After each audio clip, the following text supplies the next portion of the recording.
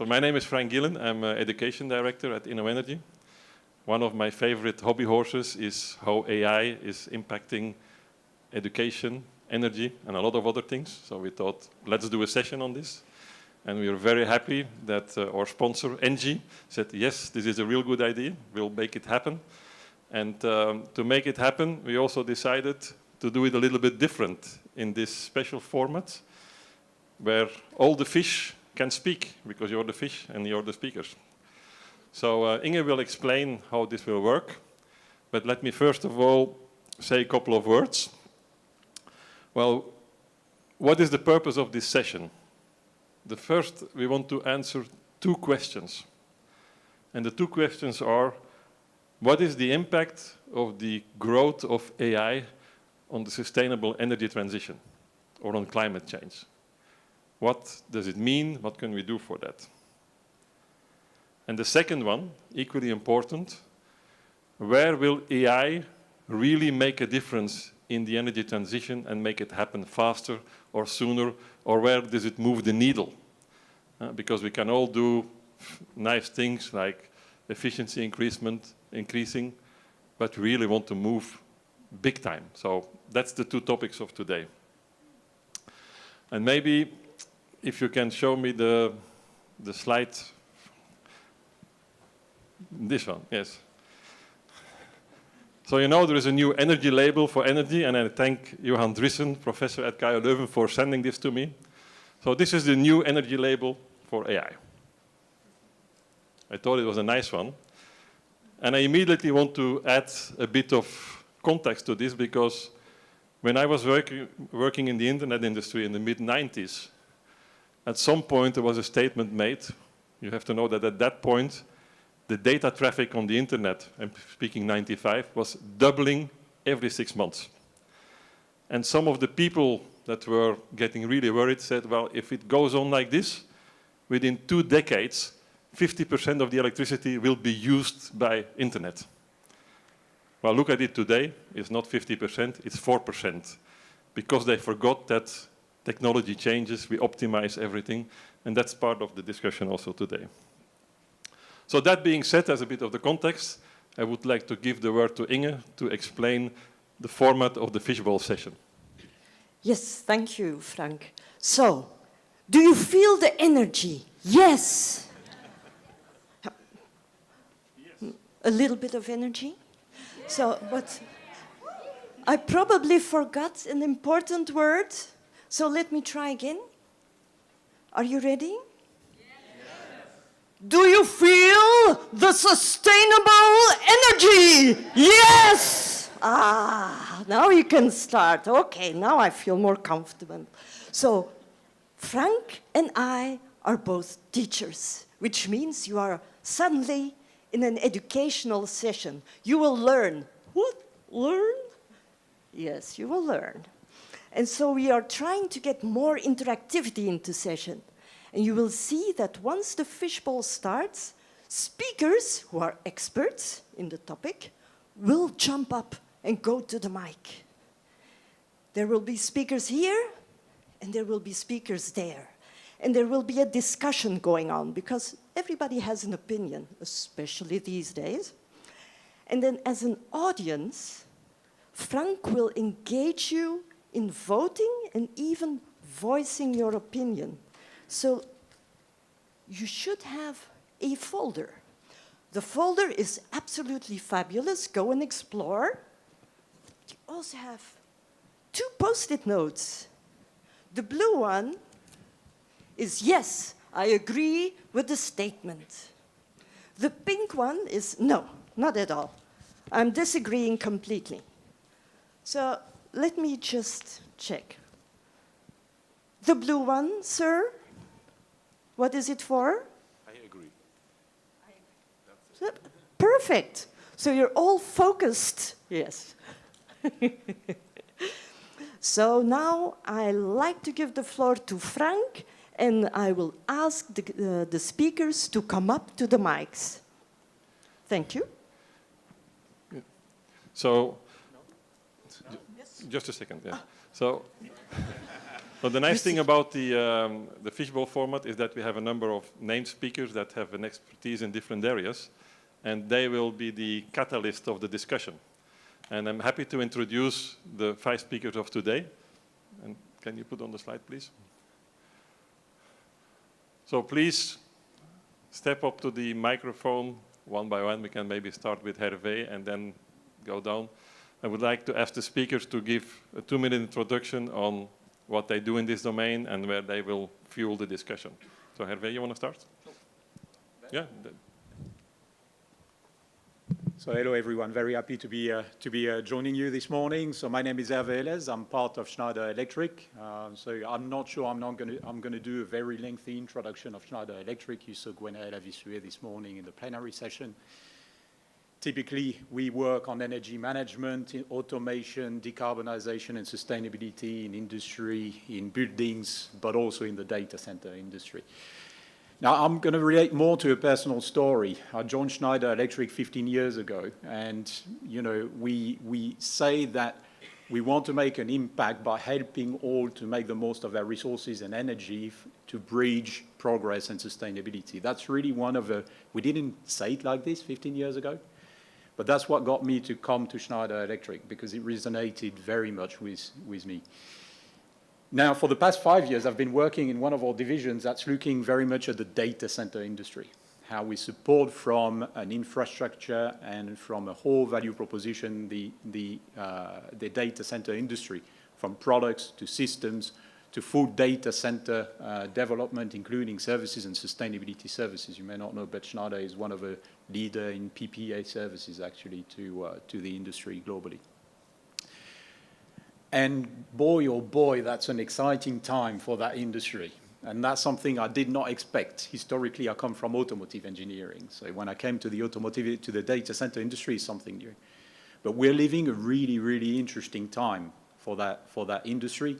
I think everybody's talking about AI because of generative AI.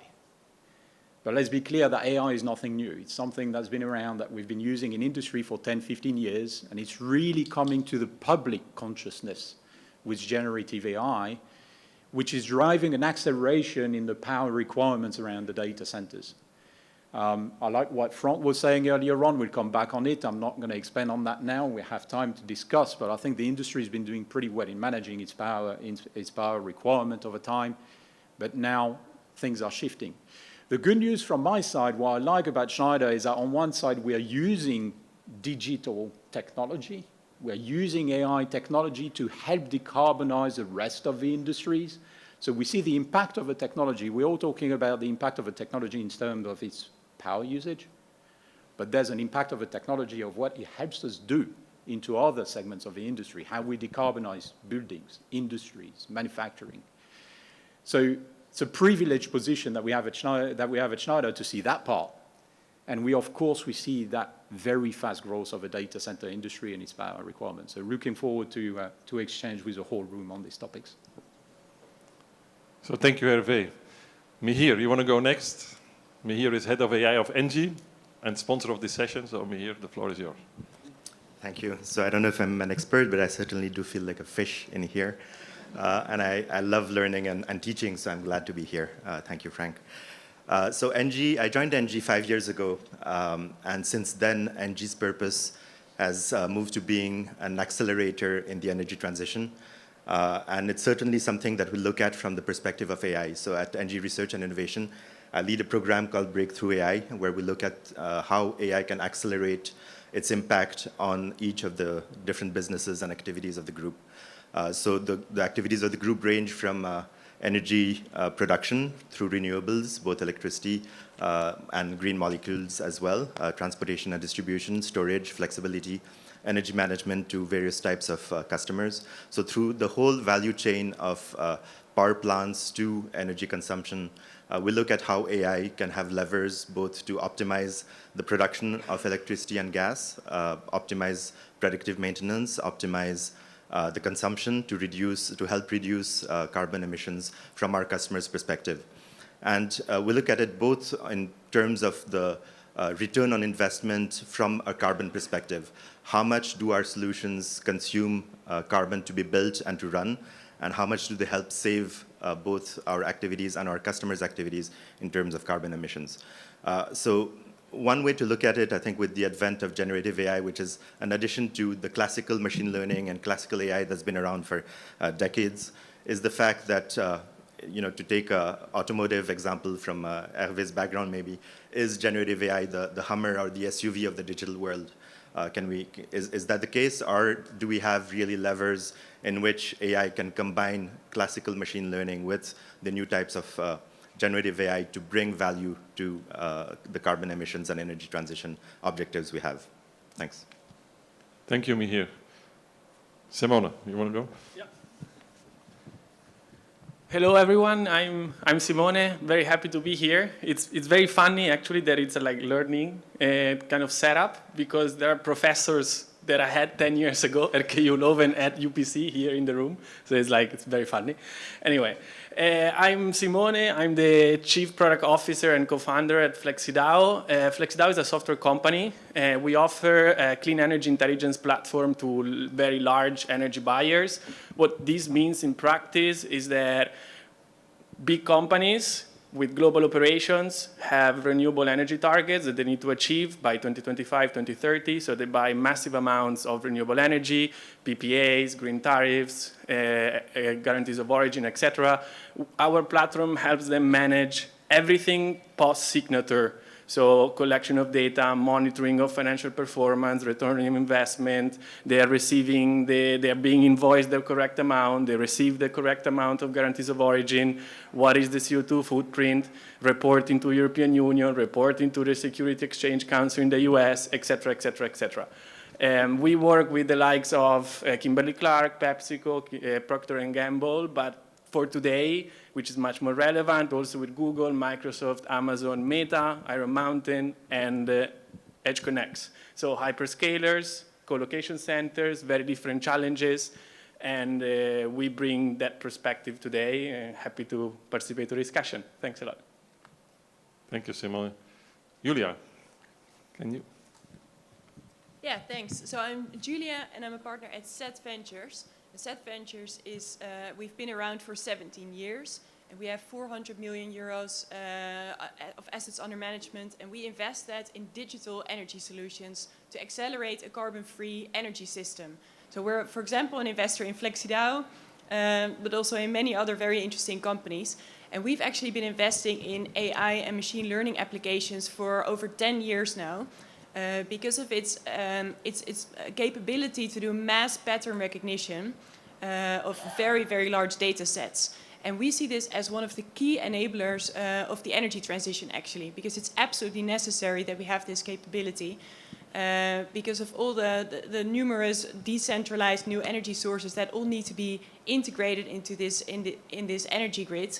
Variable energy, unpredictable sometimes without the use of AI. So you need this for, first of all, integrating all of that into the grid and balancing the grid, but also planning and modeling the expansion of the grid, predictive maintenance of the grid. So all of that is enabled by AI. So some of our older and also exited companies include EnergyWorks, Zonnen, LimeJump, GreenCom, S4In. All these companies have played a key role in applying AI and machine learning to accelerate the energy system transition. Thank you, Julia. And last, I want to introduce Jef. He's a professor at Stanford and director of MineralX. So, Jef. Yeah, glad to be here. I'd like to start a little bit with a pop quiz. I'm a professor, after all. And there's a pop quiz about investment. Last week, there was a climate tech company that closed a Series B funding of $500 million. And so the question to you is, what is this climate company? And what was their main technology?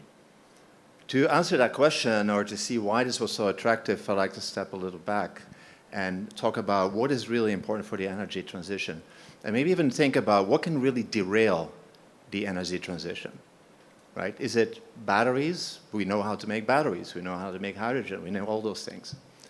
What we don't know today is the $3 trillion of copper that we need to have to put in those batteries and all these other materials that we have not even discovered in the earth. And so the company that I'm talking about is Cobalt Metals. It's a company that uses, for the first time ever in human history, made a discovery of a major copper deposit in Zambia that was announced just a couple of months ago, and doing that using artificial intelligence. Now, we have to talk a little bit about what is artificial intelligence, right? So we talked about earlier about generative AI and machine learning. This is a very different kind of artificial intelligence called intelligent agents.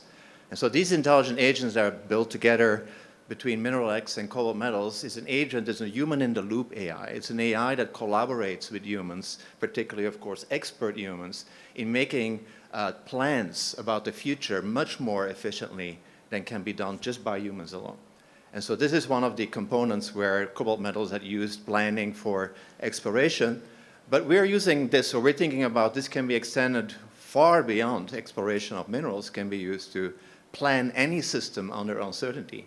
And there's no much more difficult plan under uncertainty, that is the energy transition. So I think when we have a discussion about AI, we also have to discuss a little about what AI are we talking about and how is it useful to us as humans in the energy transition. Okay, thank you, Jef. So, since this is a fishbowl, we have, of course, many other people in the room that can contribute to the debate. I have invited a number of people from our academic shareholders that are experts in certain domains, or startup companies. They will all join the discussion. And like we say, in a fishbowl, the audience is the speaker, so feel free to intervene. We have microphones, you can step up. We have walking microphones, and I hope we'll have a good session. So we'll kick it off with the first question for the audience, which you should answer with the blue or the red. So don't mix them up. I mean, it's important that we have the right color.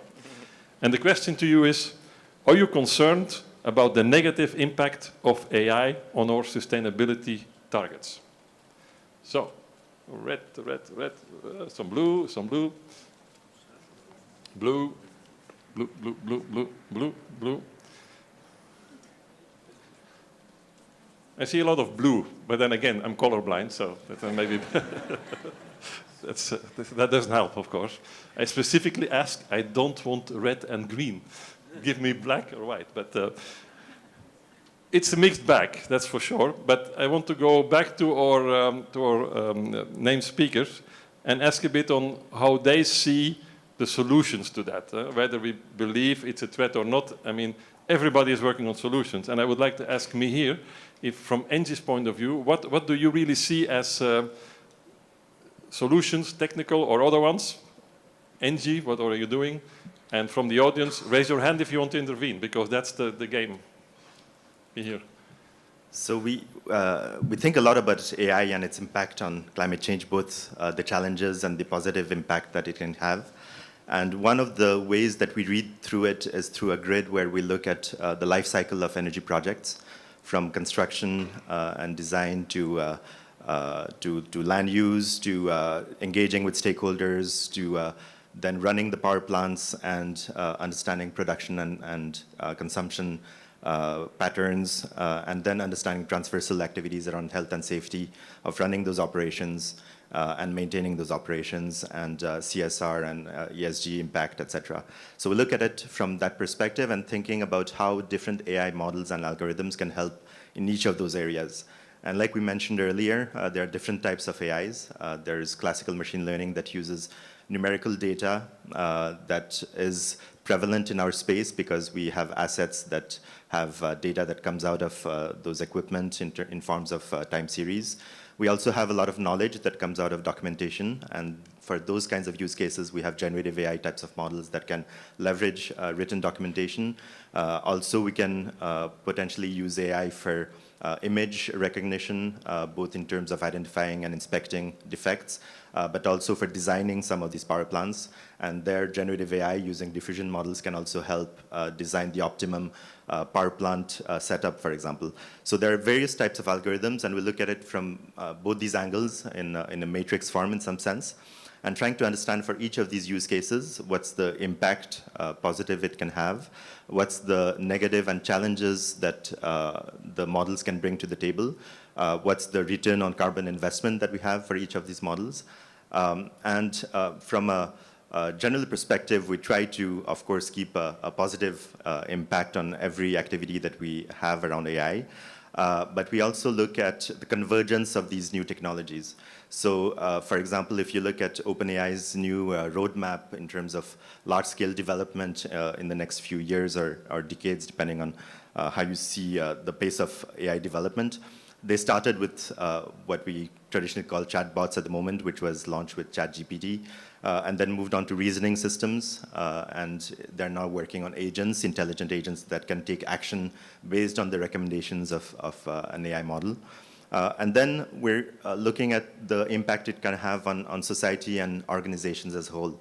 So on the future of work, for example, we see that generative AI is impacting individual productivity and performance in organizations, but we don't see large-scale organizational and process change and AI transformation like we've seen IT transformation or data and digital transformation in the past. And I think that's going to be one of the next steps, is how can we embed AI into our daily activities, both very specific to the kinds of energy transition activities that we have in this sector, but also more functional activities around things like HR, procurement, or finance and legal. And in those, both those aspects, there'll be models that converge, but it's not a silver bullet. So we have to use the most optimal model, the one that consumes the least energy for the goal that we're trying to achieve, both in terms of training those models, but also using them on a day-to-day basis. And that's something that can help optimize the kind of infrastructure needed for running those models. Thank you, Mihir. Anybody wants to react on that or has something to add? I'm Colette Lewiner. I am part of the InnoEnergy Supervisory Board, but I have my career in energy and IT as well. I think GenAI has, of course, two facets. It's clear. One positive, helping on the energy transition. And then this one, I think, one thing which is very difficult to modelize is the consumption. It's more easy to have a model on production, even if it's more difficult today because you have decentralized production, intermittent renewables, etc. It's more difficult, but you can see how to do it. On the consumption, it's very difficult because consumption of people is related to their perception of the future, prices, also budget restrictions, etc.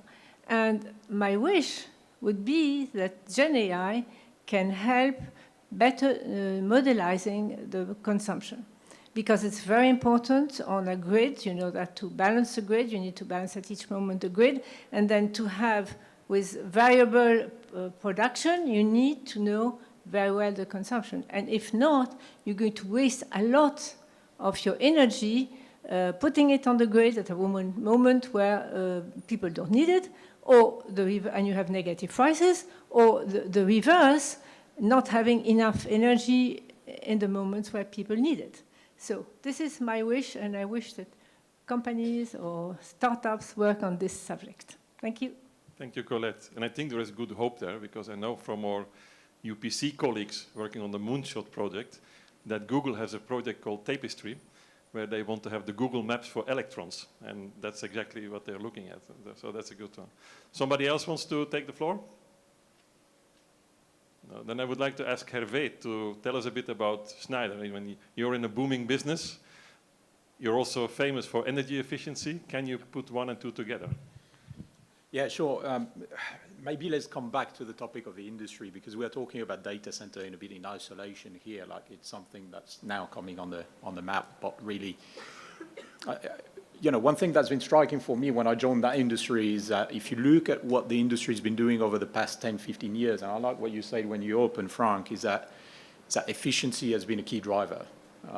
It's one of a few industry we have the chance at Schneider to see a lot of different segments of the industry, and it's one of the industry that I would say is more concerned and more advanced on looking at sustainability and efficiency overall. I mean, you can take a few examples, but back to the point that you were making earlier on, if you take a 1 kilowatt server from back in 2000s, you're going to do exactly the same level of compute today with a 10-watt Raspberry Pi. That's a factor 100 in the efficiency of the devices. And we see that today, even if you look at Google GPUs over 2 generations, actually, they increased by a factor of 30 the efficiency of these, the output of these GPUs for only doubling the power consumption.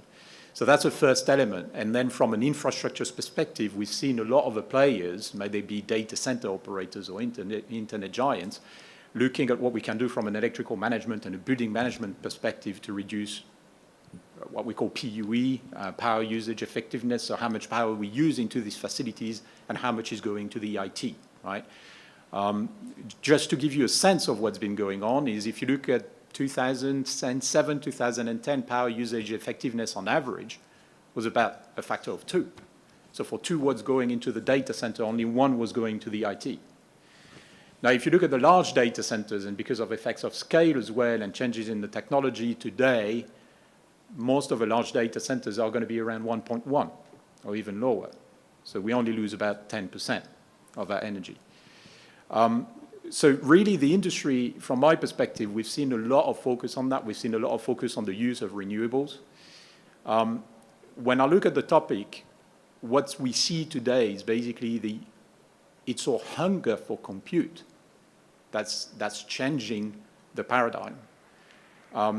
Let's not forget that we already had a hunger for storage and servers, and cloud is already a major driver for more data centers out there, right? I mean, if you would remove AI for a minute, the data center industry would still grow double-digit just on the use of cloud. You can look at all cloud vacancy rates in Europe. They are at an historical low, below 10%, right? So there is already a demand at that stage. AI and basically new technologies around AI have been pushing the boundaries and just giving that inflection point in terms of the level of compute we're asking for. The key question is, what do we use that compute for? Just one point I wanted to add to that is, if you look at that inflection point and that additional requirement that's coming for, efficiency is not enough anymore. We cannot sustain the growth of a data center industry just by efficiency, right?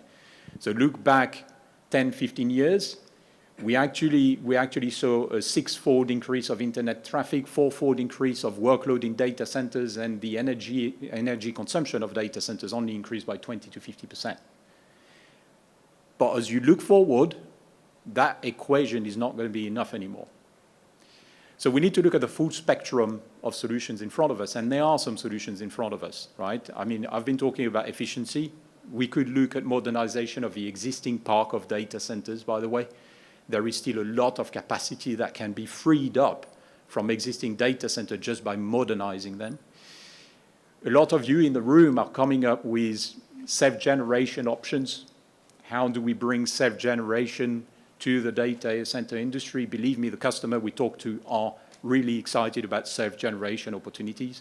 They're even talking to TSOs about being able to have their own transmission lines, right, to accelerate the deployment of self-generation for their data centers.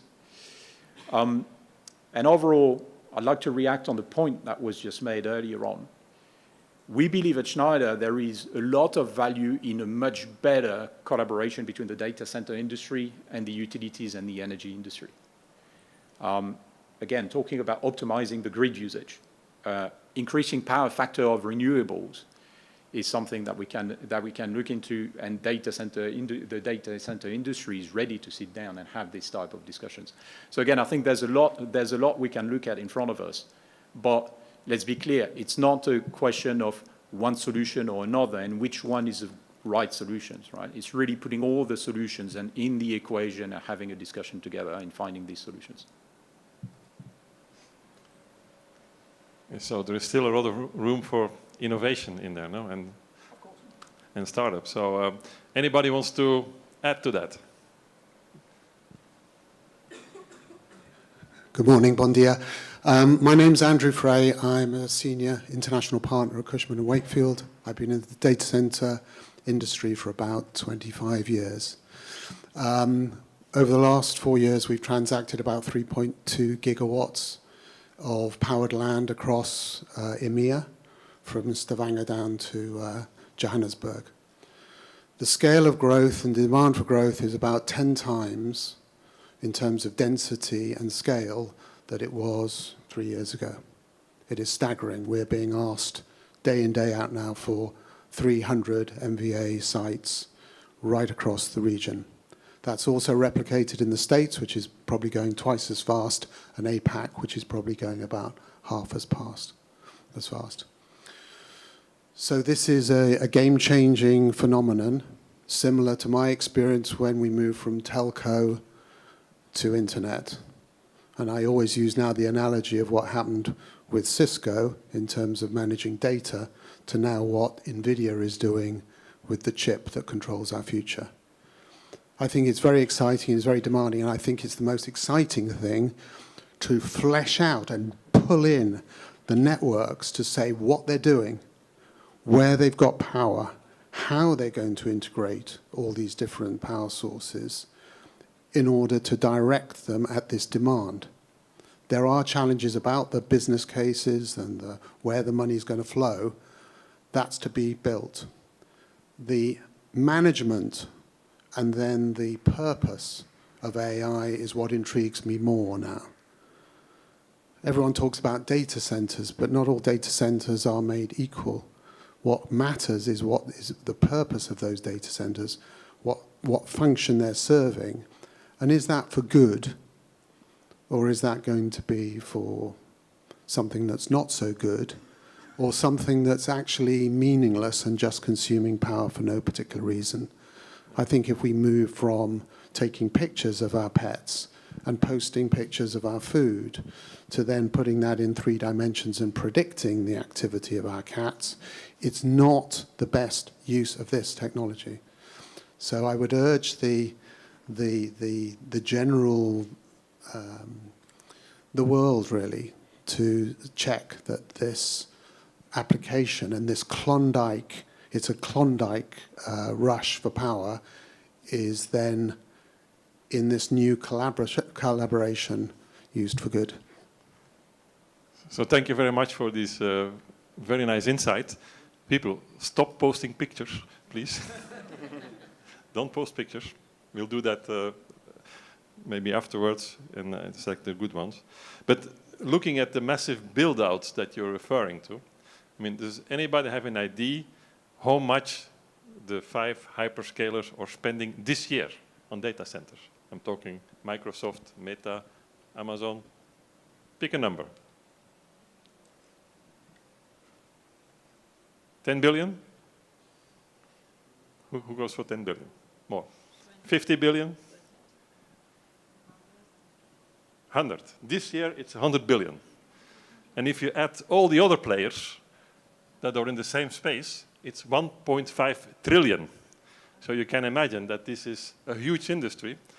And I learned that last year, 50% of infrastructure investments went to the digital infrastructure. So that's the fastest growing one. But this brings me, of course, to investments. And Julia, you're on the investment side. I would like to hear your perspective on what's going on in this world and where are the opportunities for our startups and the new things we can still do. Yes, so indeed, as you say, cloud computing and AI are a huge consumer of electricity. So currently it's about 1.5% of global electricity consumption. And in 2 years that's predicted to be more than double, so 3% of global electricity consumption. That's massive. And currently that's being powered about 40% by renewable energy. But the good news is that the expectation is that that number will dramatically go up. So all the big tech companies that are operating data centers like Google and Microsoft, Amazon, Meta, they've all publicly communicated their targets for very, very large numbers of renewable PPAs that will power their data centers.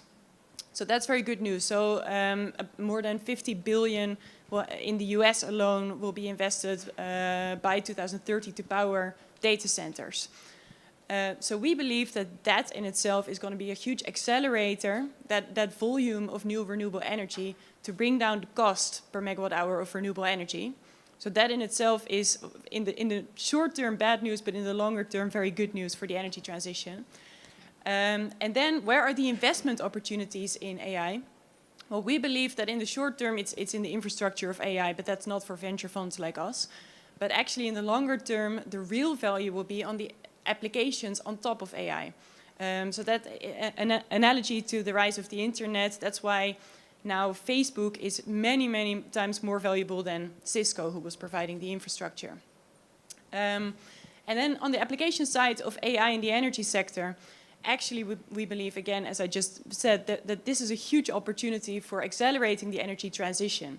So where energy or AI is consuming a lot of energy in data centers, it's actually massively reducing the energy consumption in other sectors. So for example, companies like Filisto in our portfolio, but also Siemens on a much larger scale, are applying AI models to optimize HVAC in buildings. So to actually forecast room utilization and temperatures and all sorts of other utilities in buildings and optimize that. And so on the building side, then there's the industrial side. So companies like SensorFact in our portfolio are helping industries reduce their energy consumption by 30% using AI, energy forecasting again, but also predictive maintenance. Those sort of applications are helping to reduce waste and energy waste. Then in other sectors, obviously AI is helping the mass integration and utilization of renewables. Companies like Green Eagle Solutions, Hydrogrid in our portfolio are helping optimize in an automated way renewable power plants by processing real-time data at a mass scale and automatically acting on that. Then there are companies like Esferin and Frequenz who are helping C&I customers to balance, to trade their energy flexibility and thereby help balance the grid. And companies like Thibaut Energy in the Netherlands who are using AI to plan and then also optimize microgrids that will help also increase the resilience, our energy resilience. And I can go on and on with examples in our portfolio, but also on a mass scale, like Tesla using AI for optimizing batteries. There are many, many applications that in total are reducing our total energy consumption and increasing the uptake of renewables. And that has a much bigger and also more long-term impact than the kind of short-term energy consumption requirements of AI. Thank you, Julia. So it looks like there is a big investment opportunity there for InnoEnergy. And maybe we should consider having a thematic area there. But I think one of our startups wants to add something here. Yes, thank you, Frank. I'm from Enline Digital Services, and I'm managing shareholder, and thanks to what you said. And I just wanted to say a little bit what we as startups, and now we are even a scale-up, can contribute or try to contribute to all this discussion. We are talking about data centers. We are talking about data centers increasing the demand for energy extremely. And what is our concern? Our concern are the grids. How the grids can take all this load. And it's not only data centers. We are having the increasing number of renewables. Unbelievable. I'm coming from Germany. It's unbelievable how the wind and solar is growing. Even it's too much. The grid cannot take if we have a lot of sunshine. So that means what can we do here? And our concept is a pure software concept. So we are trying to integrate all stakeholders in the grid. We have the renewables, we have the consumers, data center industry. We have storage, which is also not enough, which needs to be increased. And we have a principle of a digital twin. So that means we are digitization all assets that are in the grid. And by our solutions, we can increase the flexibility. It starts with the transmission line, distribution lines in the industry sector. We're having a power flexibility platform to bring together the stakeholders and then to let's say, master the flexibility that is needed in the grids. So this is what we are trying to develop. We have already very many contracts with customers that are also here in the room with the names. So this is our big, let's say, conclusion and our mission to really support as a startup this flexibility and to make the grids more safe and reliable by this technology. Thank you. Thank you, Mark. Yes, and I think I can add there that we can build a data center in 12 months, but we cannot increase the grid capacity in 12 months. So we need other things, and Enline has very nice solutions to that. So the space for the startups is really a nice playing ground. And I would like to ask Simone from Flexidao, because you have shareholders and customers in all those hyperscaler areas.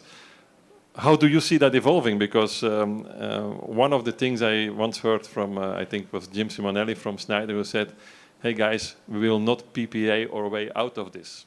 There is something more needed. So what is your take on this? Where should we go with the hyperscalers and the next couple of years? It's a great question. Also, I signed a lot of NDAs, so I can't say much about our clients' targets. But it's a fishbowl. What happens in the fishbowl stays in the fishbowl. Yeah. No, but I mean, I think it's related to this question. There's something very important to discuss, which is what does it mean to use or consume renewable energy? We can't track electrons, right? That's why we rely on guarantees of origins and a book and claim system. And as we electrify across industries, as we bring additional load, like with AI, what does it mean to be a green AI, a renewable powered AI? This is extremely top of mind for the industry right now. There's I don't know if you've read it, there's a Financial Times article that discusses the changes that are going on in the renewable energy sector. It's about big tech and how they are influencing regulation around what it means to buy renewable energy. This is extremely top of mind for us. That's one of the key things that we do. Google, for example, is a major proponent of this new strategy called 24/7, which means matching renewable energy production to load on an hourly basis, on a local basis. Amazon takes a completely different approach, and they say CO2 is global, so it's more kind of an offset-based system. And this is key because, again, as we electrify, all companies have 2030 targets, what does it really mean to use renewable energy, and how Google can say, I sell and I provide a renewable powered AI? This has an implication on hydrogen, RFNBO, green hydrogen, the 3 pillars that the European Union discussed. The United States are having the same discussions. Battery legislation, battery manufacturing, now they removed PPAs, for example, or procurement of renewable energy to claim green batteries. So it's a pivotal moment. The standard that regulates this at a global level, it's called Scope 2 from the Greenhouse Gas Protocol. Scope 2 is being reviewed right now. The rules are being written again. So in 2 years from now, at the beginning of 2027, there will be a new definition of Scope 2, which will be the new definition of how everyone in the world will be able to claim renewable energy. So this has a massive impact on how all the hyperscalers will buy renewable energy, but also how suppliers will define their tariffs, the guarantees of origin systems in Europe. This has also implications with the CBAM, for example, Carbon Border Adjustment Mechanism, so like border protection when it comes to moving production to China, etc. So to me, this is a very, very interesting discussion, much more than Google is increasing its consumption 10x. Yeah, we know. We are electrifying by definition. That's the mantra of the energy transition, electrify, electrify, electrify. But then it needs to be followed by renewable energy.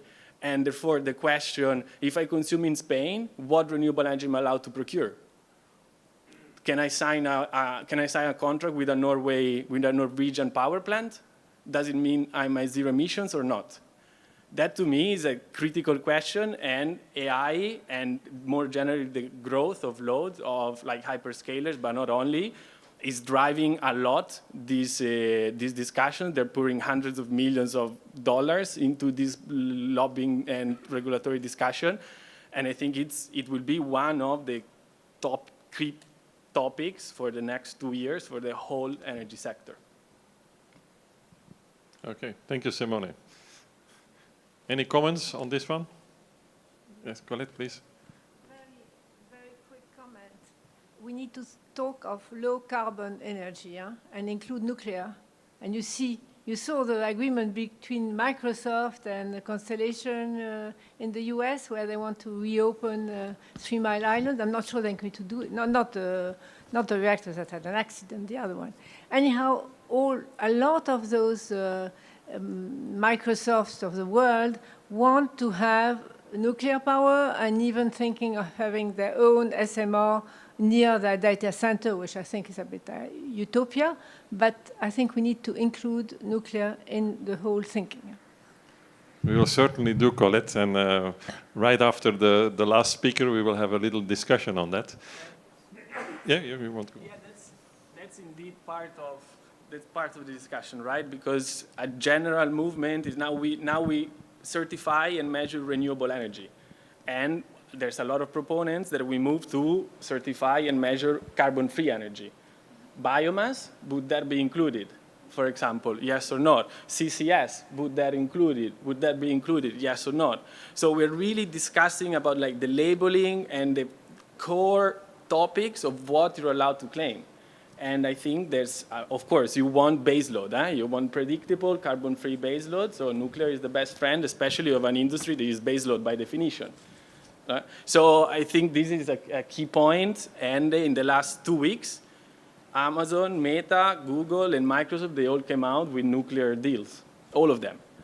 And it's just a matter of time that this also leaves the US as market.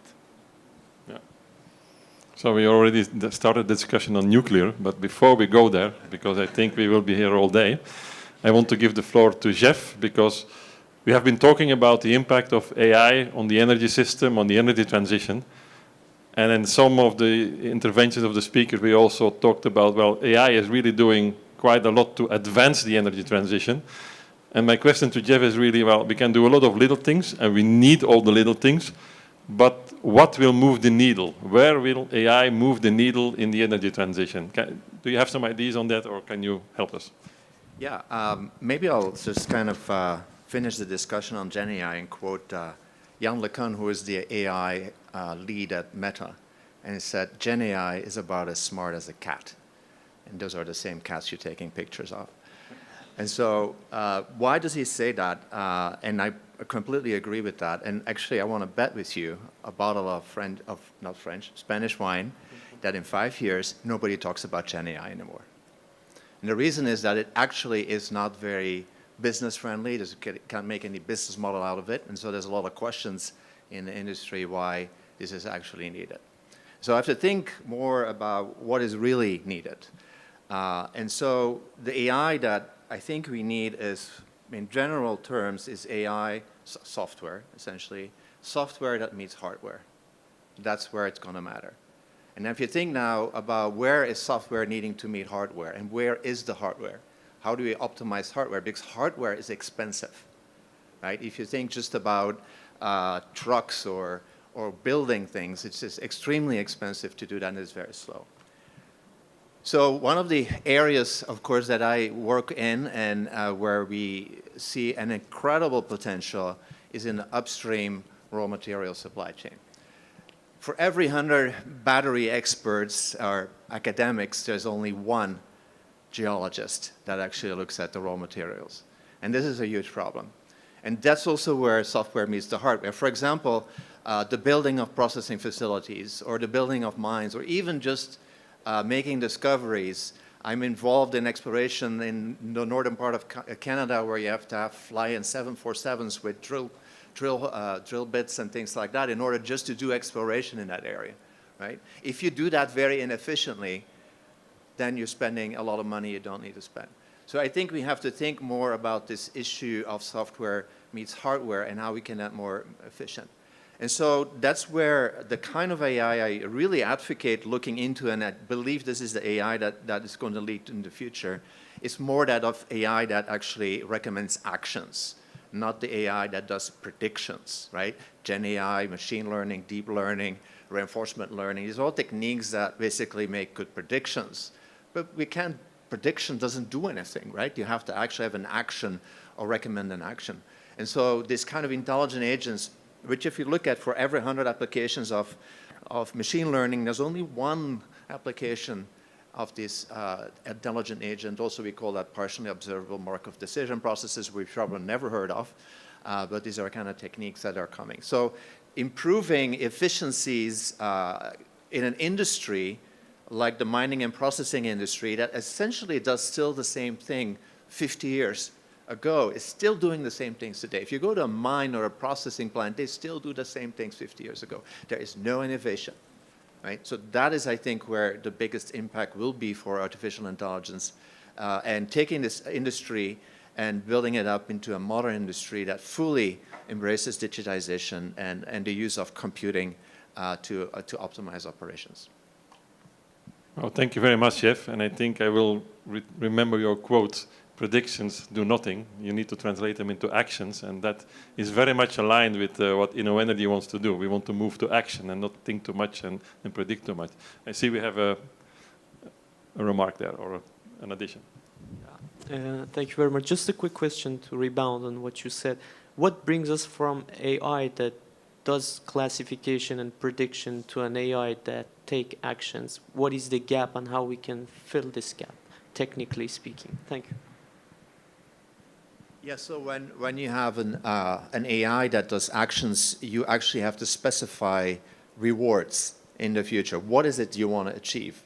Then you have to specify the various actions you want to take. For example, I want to drill more wells, or I want to build a processing facility with such and such capabilities, right? So once you have specified those, and then the most important component of this AI is the uncertainty. Because we all live in this transition, and there's so much uncertainty, right? You mentioned uncertainty on consumption, uncertainty on price, uncertainty on availability. So there's basically the four components, which is actions, rewards, uncertainty, and then observations.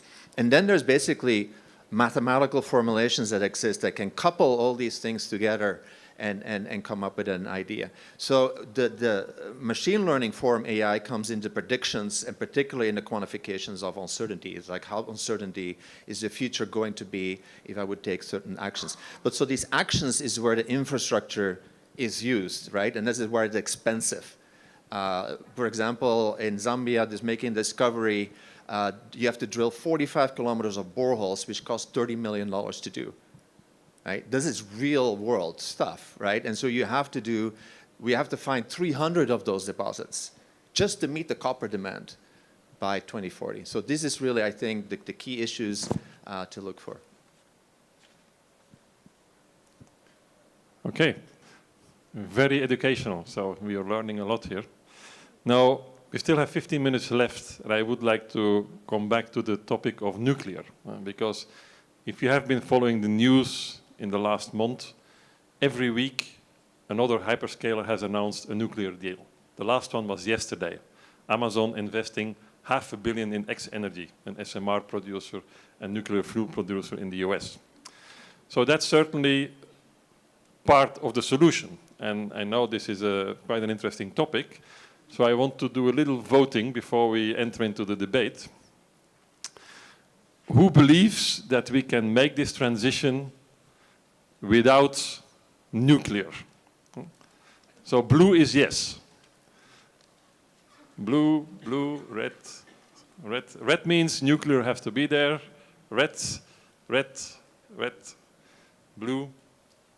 Yeah, I would say a mixed bag. So that's ideal for discussion. And I know you know that InnoEnergy has a master's program, EMINE. It's the European Master in Nuclear Engineering. We have been receiving students from all over the world, like around 20-ish, I think, per year. Well, if what's happening today is an indication of the future, this will be our biggest program. And I have here with me Lluis Batet, who is one of our supervisory board members, and also the former program director on EMINE. And I would really be very interested to hear your view on that.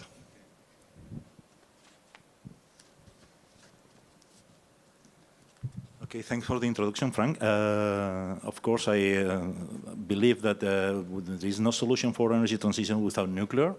Okay, there's many arguments for that, but I think this is not the topic of the fishbowl today. It's simply seeing how can we manage the evolution of artificial intelligence in the future. Frank mentioned a number which is even higher than what I believe. This 4% of the total electricity. I don't know if it's global or... It's a global number. Yeah. Global number. This is in all the data centers without taking into account that in the future artificial intelligence probably will grow more and will demand more. So we are facing a future where the demand of electricity by these data centers can escalate in a non-linear way, and we don't know what will be the shape. And on the other side, so more demand. On the other side, we are discussing here. I will not argue with that because I believe that artificial intelligence will help us to improve all the mechanisms by which we produce and we consume energy.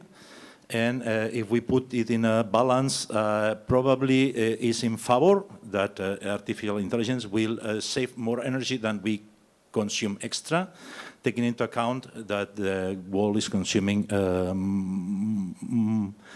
more or less 20,000 terawatt hours of electricity per year, and this will escalate as well as we shift from all the industry that is difficult to decarbonize. We are going to electricity or to hydrogen. So having the big scale of even if renewable, even if artificial intelligence only play a small role, is a small role in a big number, so probably the numbers are in favor that artificial intelligence will help us to reduce the consumption. On the other side, we need not to forget the big things that artificial intelligence and data science and all the computational models are doing for us, preventing catastrophes, helping to mitigate them, helping us to develop new medicines, or whatever. So I think it's a good point here for artificial intelligence, not only looking at the role in energy. Okay, taking pictures of cats maybe is not the good thing, yeah, but all the other things are good. Regarding, probably I'm not here to talk of this, but of nuclear, I will only say that nuclear is safe. See that we are starting in the next few years, we will start Harrisburg, which is a unit, the twin of which had a big accident in the 70s, and the other plant continued operating until 5 years ago. So not so serious the accident must be, so that the plant, which is half a mile besides it, it's still operating until now. And we are thinking of a new generation of reactors, which will be smaller, will be probably cheaper, and of course far more safe than are now. And I got the word of Julia at the beginning that says we will investing, or companies are investing in renewables. I think nuclear is not renewable, but almost. Okay? We can make a very intelligent use of the nuclear resource in the future in a way that we can even multiply by almost 2 orders of magnitude the energy we extract from it. In new generation reactors. Of course, the future, will be many years in the future. Nobody has seen the future, as they say. It's very difficult to make predictions, especially when the predictions are about the future. So I will not say what will be faced, but I can assure you that nuclear will be there to supply energy for artificial intelligence. Okay, well, thank you very much, Lluis. So anybody from the red voters who has a reflection on this or a counter-argument? The blue, sorry, I'm colorblind, I told you. No. Yeah, please. Hi, Yaran from InnoEnergy. I would like to ask you a question. You said that nuclear is safe, but there's a lot of opposite reactions for that as well. Based on what you're saying safe, is it only because of the number of incidents, or did we de-risk it already with some innovations?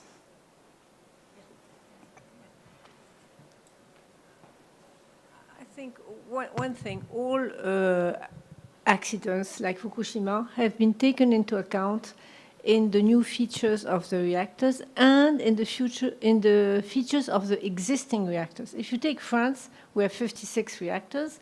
Now there is a big program EDF is running to increase safety, to take into account the accident of Fukushima. For example, in Fukushima, well, many mistakes, but one was that they could not cool when it happened, then the reactor stopped, but the nuclear reaction continues for a certain time. So it's heating. And they had put their pumps, water pumps, too low. Other reactors nearby put the pumps high, and when the wave arrived, it was just below. But in Fukushima, the wave arrived, and it was all under the water. The grid was not functioning, so they could not cool it. Okay, so all now today is the new one, but the existing one are retrofitted to take into account this. And for example, they have mass of water up. So if it happens, the water will fall. You don't need a pump, you need nothing, it falls. So yes, it is retrofitted for the existing one, and it is taken into account for the new ones. I think this is an excellent question, and the nuclear industry has to take this into account. They cannot ignore not only the accidents, but even the incidents. Okay, but this is a duty of the nuclear industry, I think so. Thank you. Jef, you want to add to that? Yes, I'm in the blue team, and I'd like to quote my colleague Mark Jacobson. Mark Jacobson wrote a book called No Miracle Technology Needed, which is for the energy transition, we don't need to invent anything new. And his plan is similar to the plan of Tesla and the energy transition plan. In this plan, there's no nuclear and there's very little hydrogen. And so I'll quote Mark saying that every dollar spent on nuclear is $1 less spent on clean, renewable energy, and $1 more spent on making the world a comparatively dirtier and more dangerous place, because nuclear power and nuclear weapons go together. So that's his statement, and I very much agree with that. Okay, that's food for thought. And by the way, Tesla's strategic plan, you can download it from their website. It's really worth reading. I mean, it's really worth reading. I think they just published a new one this year or at the end of last year. Go there because it's very inspirational. Okay, one last comment on nuclear, or yeah, Lluis, of course, you need to. Yeah, of course, I can only disagree with that, because the tremendous amount of material things that you need to construct renewables make them not maybe so dirty, but almost so dirty as nuclear. If you take into account, it is a fear, okay? And of course, we cannot play with fears. It's very irrational. So whatever argument I give to people who fears nuclear will be useless completely, okay? Because we are playing with the fears of the people. There's a problem. Fortunately, mindset of globally is changing on that respect. But I see that talking of nuclear in this aspect of TBB and maybe in InnoEnergy as well is like seeing the elephant in the room and nobody wants to see it, yeah? And, but please take into account the amount of mining that we need. Of course, copper is also needed in nuclear. I will not deny that, okay? But of all the other types of minerals that we need to make the energy transition, and we see that with renewables alone, we don't go there. So I am fully convinced that nuclear will be here in next century, but at least we should agree, because we need to be practical and we need to arrive to next century. So I want my daughters and granddaughters to be there. If we want to go there, we need to go the path. And in this path, we need nuclear. Without it, we will not do it. We don't have time. We don't have time. Okay, good. But since we're approaching lunchtime, we have an option. Either we continue debating about nuclear or we go to lunch in a couple of minutes. But before we go there, I wanted to add some other dimension to the very good discussion we had today. And this is, of course, that, well, the energy transition is global. And as you have heard in the keynote speak, InnoEnergy is planning to expand in the US. Now, there are a lot of jokes about the US versus Europe. We are very good in regulation. We are not so good in innovation. I will leave those jokes for what they are. Sometimes they are funny, sometimes not so funny. But let's go to the core point of it. And this is the last voting you can do. And we will not use the blue or the red because I get confused. The ones that say yes will raise their arm. And the question is about a quote of David Kahn. And David Kahn is the senior partner of Sequoia Capital. And he has a very capitalistic view on, of course, how this should move. He talked about the IRA, the Green Deal in Europe, and his statement is, well, AI will drive the energy transition more than any regulation. So the ones that believe, yes, this is true, raise your hand. The ones that say, this is not true, just, yes, this is true, yes, this is true. So AI will drive more the energy transition than any regulation. Yeah. Okay. So I assume that all the rest says no, or you abstain. Who said no? Oh, okay. So it seems we have a yes. No, so, okay, but I think this is things we're thinking about, because with what we really see today in the energy transition, whether it's in data centers or other areas, in the end, it's the business driving it. And also in data centers, it will be the cost driving it. Because in the end of the day, it's about economics. If you scale exponentially your technology, you cannot scale exponentially your cost. You have to be more efficient. And that goes for everything. So my conclusion is a bit, well, to make this energy transition, we are changing everything. We need everything, we need everybody. And that will bring us there. We cannot exclude one or the other solution. Maybe a little bit more of this, a little bit less of the other, but it has to be all there. So that kind of brings me to the end of this session. I want to start by thanking our invited speakers. These were really very nice insights. I also want to thank the other speakers and the audience, because this new format worked much better than I expected. I mean, we had a nice interaction, very interesting new insights from the audience. Thank you for that. If you like this format, let us know in the feedback, because then for sure next year we have another Frank's Fishbowl and maybe on another topic. So thank you all, and a big applause for all the